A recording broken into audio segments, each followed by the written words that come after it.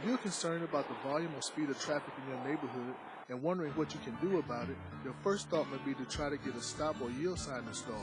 Those are two options, but there are more. A passive control that we might use is a sign, such as a speed indicator sign, and that shows drivers, it alerts them to the speed that they're traveling in comparison to the posted speed limit. Another type of control, which is more of a physical control, would be a speed bump. But some other examples include like a traffic circle, a road narrowing, a raised crosswalk. So there are many different devices that can be used. Just as there are many ways to control traffic, there are many considerations the city evaluates to determine the best solution. The road curvature, the sight distance that is present at the roadway in different approaches. We also have to look at the frequent use of school bus routes or transit routes that could be traveling on that roadway. So there are a lot of different considerations that we have to use when evaluating which type of device.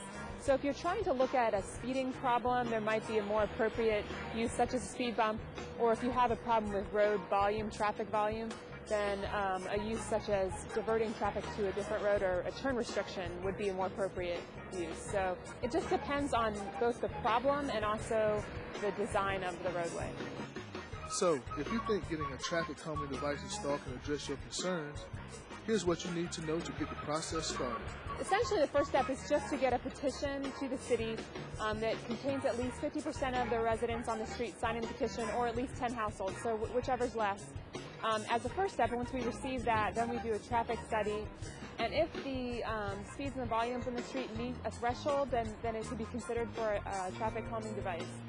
But we work closely with the residents on the street in the whole process that goes on. We don't want to do counts during the summertime. Usually traffic is low in the summertime and doesn't really reflect the majority of the year. So one of our rules is that we count only when schools are open. So when we get in the summer, we wait until September to do the measurements, and then we contacted the neighborhood and to agree on a time to meet. And we want to come also with some concept plans. We don't want to go to the neighborhood with nothing. We want to have some preliminary ideas to present to them, and if they agree to it, we move forward. For a full breakdown of the complete process, log on to the city's website at rockvillemd.gov/residents/traffic/calming.html. This link will take you to the Traffic and Transportation Department's resident procedures for traffic calming. If you have a safety issue with speeding traffic, contact the Rockville City Police Department. It will provide an immediate but temporary response to your request by assigning a patrol unit to the area or other available options used in deterring speeding. The city wants your input on your neighborhood because effective plans to control neighborhood traffic can create a safer, more pleasant residential environment.